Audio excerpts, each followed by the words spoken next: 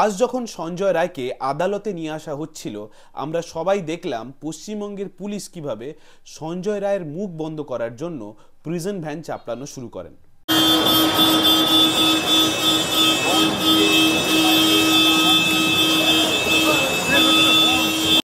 আমরা এটাও দেখলাম পুলিশ গাড়ি থেকে অকারণে হর্ন বাজানো শুরু করা হয়। এত শব্দ করার একটাই কারণ, সঞ্জয় রায়ের আওয়াজ, সঞ্জয় রায়ের কথা যেন মিডিয়ার কাছে, সাধারণ মানুষের কাছে না পৌঁছায়। এই দৃশ্য দেখে অনেকে অবাক হতে পারেন, অনেকের রাগ হতে পারে, অনেকের ক্ষোভ হতে পারে, কিন্তু বিশ্বাস করুন এই পশ্চিমবঙ্গে এমন একজন মানুষ আছেন যে আজকের এই দৃশ্য দেখে নিজেকে নস্টালজিক ফিল করবেন। পুরানো শের দিনের কথা ভুলবি কি রে হায় ওসে।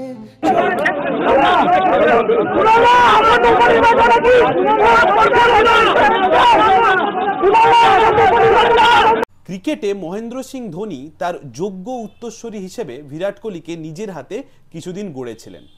ঠিক তেমনি তৃণমূল কংগ্রেসে মমতা বন্দ্যোপাধ্যায় এখন কুণাল ঘোষের উত্তরসূরি হিসেবে, তৃণমূলের মুখপাত্রের উত্তরসূরি হিসেবে সঞ্জয় রায়কে গড়ে তুলতে চাইছেন। তৃণমূলের মুখপাত্র হওয়ার যে আইডিয়াল ক্রাইটেরিয়া, তা কিন্তু সঞ্জয় রায়ের মতো মানুষরা একদম ফুলফিল করেন। কখনো আমরা দেখেছি কুণাল ঘোষের মতো ক্লাস 10 ফেল একজন মানুষকে সেই চেয়ারে বসিয়ে দেওয়া হয়, এবং আমার দৃঢ় বিশ্বাস আগামী প্রজন্ম সঞ্জয় রায়কে কুণাল ঘোষের ওই চেয়ারে দেখবেন। Who else better than Sanjay Roy? Sanjay রায়ের থেকে আর কে এমন যোগ্য ব্যক্তি হতো যে কুণাল ঘোষকে রিপ্লেস করতে পারেন? তাই কুণাল ঘোষের যোগ্য উত্তরসূরি হিসেবে আমরা সবাই সঞ্জয় রায়কে সবার প্রথমে এই ভিডিও থ্রু দিয়ে অভিনন্দন জানাচ্ছি। যাই হোক, আজকের এই বিষয়টাকে আমি শুধু কুণাল ঘোষ দিয়ে বিশ্লেষণ করে জিনিসটাকে আমি লঘু করতে চাই না। এই ঘটনা কিন্তু আমরা 9 বছর আগেও কুণাল ঘোষের সময় দেখেছি বলেই কথাটা আমি বলছি। কোনো ক্রিমিনালের মুখ বন্ধ করার জন্য, সেটা কুণাল ঘোষ হোক কিংবা সঞ্জয় রায়, ক্রিমিনালদের মুখ বন্ধ করার জন্য এবং সেই ক্রিমিনালের সাথে তৃণমূলের যোগসূত্র যাতে সাধারণ মানুষের সামনে না আসে, তাই জন্য রাজ্য সরকার বারবার মুখ বন্ধ করার চেষ্টা করেছেন। তবে এই ক্ষেত্রে কুণাল ঘোষের থেকে মমতা বন্দ্যোপাধ্যায় একটু হলেও সঞ্জয় রায়কে ভিআইপি ট্রিটমেন্ট দিচ্ছে। আমরা কিছুদিন আগে সঞ্জয় রায়কে প্রিজন ভ্যান থেকে একটা এসি কালো কাঁচের এসইউভিতে চড়তে দেখলাম। সামনে এই যে গাড়ি, সেই গাড়িতে করে সঞ্জয় রায়কে নিয়ে আসা হয়, যেটা এখনো পর্যন্ত এখানে রাখা হয়েছে। কিন্তু সেখানে আমরা 9 বছর আগে মমতা বন্দ্যোপাধ্যায় কুণাল ঘোষের সাথে এমন অত্যাচার করেছেন, আমরা যেগুলো সামাজিক মাধ্যমে দেখেছি, আমাদেরও খারাপ লাগে বলতে যে একটা মাংস দোকানি, একটা কসাইও মুরগি কাটার সময় মুরগির সাথে এত খারাপ ব্যবহার করে না যা মমতা বন্দ্যোপাধ্যায় কুণাল ঘোষের সাথে করেছিলেন। যাক, এবারে প্রসঙ্গে আসি। বারবার সাধারণ মানুষের যে আশঙ্কা ছিল মমতা বন্দ্যোপাধ্যায়ের গভর্নমেন্ট, মমতা বন্দ্যোপাধ্যায়ের সরকার যে তথ্য প্রমাণ লোপাট করার চেষ্টা করেছে, তা কোথাও না কোথাও এই আজকের এই ঘটনার পরে সামনে আরো জোরালো হয়ে প্রকাশ পাচ্ছে। সঞ্জয় রায় বলেছেন ডিপার্টমেন্টের কেউ ওনাকে চুপ থাকতে বলেছিলেন। সঞ্জয় রায় কখনো কখনো আবার বিনীত গোয়েলের নামও নিয়েছেন। তৃণমূল কংগ্রেস আজকের এই ঘটনাকে কিভাবে জাস্টিফাই করার চেষ্টা করবেন আমি জানি না, তবে এটা একদম পরিষ্কার, সঞ্জয় রায় যদি মানুষের সামনে মুখ খুলে দেন তাহলে কিন্তু তৃণমূল কংগ্রেসের অনেক বড় সামনে বিপদ।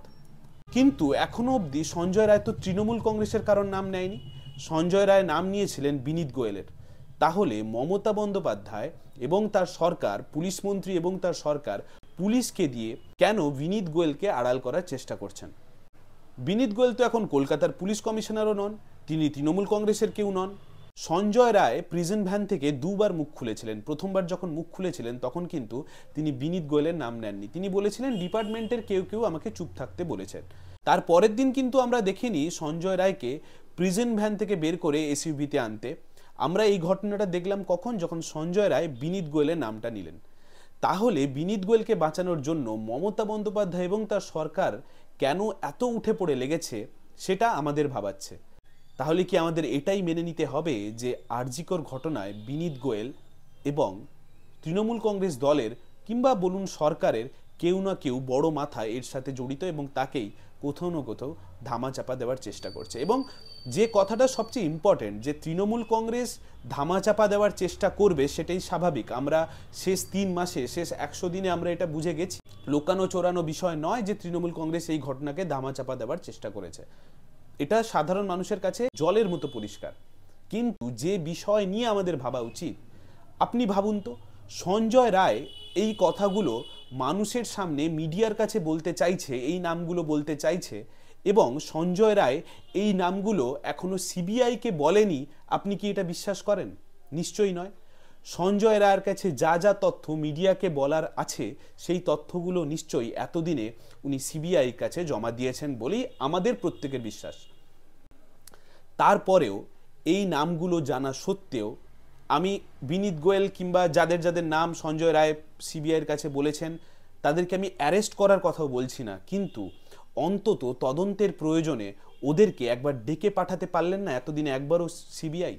আমরা বিচার ব্যবস্থা নিয়ে অনেক রকম প্রশ্ন তুলি, সুপ্রিম কোর্ট বলুন, নিম্নতর কোর্ট বলুন, কিন্তু সিবিআই যদি সঠিক তথ্য এবং প্রমাণ কোর্টে পেশ করতে না পারে তাহলে কিন্তু সঞ্জয় রায়ের মতো মানুষরা বারবার ছাড়া পেয়ে যাবেন। এবং আমি বিশ্বাস করি সঞ্জয় রায় একা এই ঘটনার সাথে যুক্ত নয়। তাই সঞ্জয় রায় ছাড়া পেলে শুধু একা সঞ্জয় রায় নয়, এর পেছনে যে বড় বড় মাথাগুলো আছে তারা প্রত্যেকে ছাড় পাবে।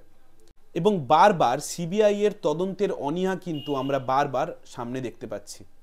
তৃণমূল কংগ্রেস চোর, তৃণমূল কংগ্রেস ডাকাত, খুনি, ধর্ষকদের দল, আমরা বারবার জোর গলায় আওয়াজ তুললেও এটা তো সত্যি যে এখন আর তদন্তের দায়ভার তৃণমূল কংগ্রেস কিংবা পশ্চিমবঙ্গ সরকারের নেই।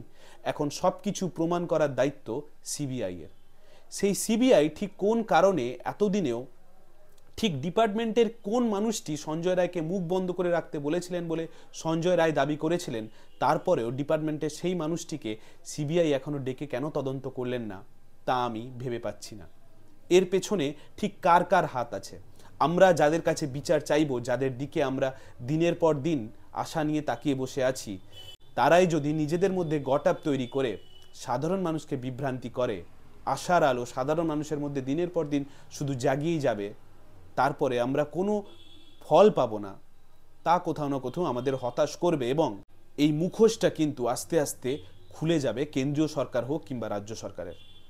আমি সঠিকভাবেই সেটিং তত্ত্ব নিয়ে কথা বলছি। যে ঘটনা জুড়ে গোটা পশ্চিমবঙ্গ, গোটা দেশ, এমনকি গোটা বিশ্ব উত্তাল, সেই ঘটনা নিয়ে ভারতবর্ষের প্রধানমন্ত্রীর থেকে আমরা একটাও কোনো স্টেটমেন্ট দেখতে পাইনি। ভারতবর্ষের প্রধানমন্ত্রী ডোনাল্ড ট্রাম্পকে টুইট করে কংগ্র্যাচুলেট করতে পারেন, কিন্তু ভারতবর্ষের প্রধানমন্ত্রীর একবারও সময় হয়নি অভয়ার পরিবারকে একবার জাস্টিস দেওয়ার জন্য কিংবা তাদের পাশে আছেন এই কথাটা বলে একটা টুইট করতে আমরা দেখতে পাইনি। আমরা অমিত শাহকে দেখলাম কিছুদিন আগে পশ্চিমবঙ্গে এসেছিলেন। অভয়ার পরিবারের, অভয়ার মা বাবা অমিত শাহকে চিঠি লিখে জানানোর পরেও যে ওনারা দেখা করতে চান, তারপরেও কিন্তু অমিত শাহ একবারও সময় বের করতে পারেননি। ঝড় ঝঞ্ঝার কারণে একটি মিটিং ওনার বাতিল হয়েছিল, তা সত্ত্বেও কিন্তু উনি দেখা করেননি। মমতা বন্দ্যোপাধ্যায়কে আপাতত চটিয়ে দিয়ে কেন্দ্রীয় সরকার কিছু করতে চাইছে না, এটা আস্তে আস্তে পরিষ্কার হয়ে যাচ্ছে। এবং পশ্চিমবঙ্গে এটাই যদি দিনের পর দিন চলতে থাকে, বাংলাকে কিভাবে মুক্তি করা যাবে তার রাস্তা আমি আপনি কেউ জানি না। রাজনৈতিক নেতারা নিজের চেয়ারের স্বার্থে, নিজের গদির স্বার্থে রাজনীতি করে যাবে, আর ভারতবর্ষ থেকে একটা একটা করে মেয়েরা ধর্ষকদের শিকার হতে থাকবে। ঠিক এই কারণেই হয়তো অভিষেক বন্দ্যোপাধ্যায়রা বলেছিলেন যে সঞ্জয় রায়দের 7 দিনের মধ্যে গুলি করে দিতে হবে। এবং সঞ্জয় রায়কে যদি 7 দিনের মধ্যেই গুলি করে দেওয়া যেত, তাহলে হয়তো এই বিনীত গোয়েল কিংবা ডিপার্টমেন্টের কেউ সঞ্জয় রায়কে চুপ করে থাকতে বলেছিল ইত্যাদি নিয়ে তৃণমূল কংগ্রেসকে অস্বস্তিতে পড়তে হতো না। চুরি করা, ধর্ষণ করা ইত্যাদির পরে যদি ধরা পড়ে যান, সেইখানেই কানটিকে গুলি করে দাও যাতে কান টেনে আর মাথাকে সামনে না আনা যায়। আমরা একই রকম স্টেটমেন্ট শুনেছি কিছুদিন আগে বাঁকুড়ার সাংসদ অরূপ চক্রবর্তীর কাছ থেকে। উনি বলেছিলেন ট্যাব দুর্নীতিতে যারা যুক্ত তাদেরকে গুলি করে মেরে দেওয়া উচিত। আমি জানি না অরূপ চক্রবর্তী কিংবা অভিষেক বন্দ্যোপাধ্যায়রা শুধু এই চিন্তা ভাবনা করেন নাকি তৃণমূল কংগ্রেসের প্রত্যেকের চিন্তা ভাবনার লাইনটাই এইটা। তাহলে যারা চুরি করেছে তাদেরকেই যদি গুলি করে দেওয়া হয়, তাহলে শিক্ষা দুর্নীতির সাথে যুক্ত হওয়ার জন্য পার্থ চ্যাটার্জিকেও গুলি করতে হয়, খাদ্য দুর্নীতিতে যুক্ত হওয়ার জন্য জ্যোতিপ্রিয় মল্লিককে গুলি করতে হয়, কিংবা কুণাল ঘোষের কথায় সারদার সবচেয়ে বড় বেনিফিশিয়ারিকেও গুলি করে মেরে দেওয়া উচিত। এবং এভাবেই যদি গুলি চলতে থাকে তাহলে তৃণমূল কংগ্রেস দলটাই আর কিছুদিনের মধ্যে থাকবে না, তা নির্দ্বিধায় বলা যায়। কিন্তু আমরা কেউ গুলিতে বিশ্বাস করি না, আমরা ভারতবর্ষের বিচার ব্যবস্থায় বিশ্বাস করি। বিশ্বাস করি বলেই এখনো আশার আলো দেখছি সুপ্রিম কোর্টের বিচার ব্যবস্থার উপর।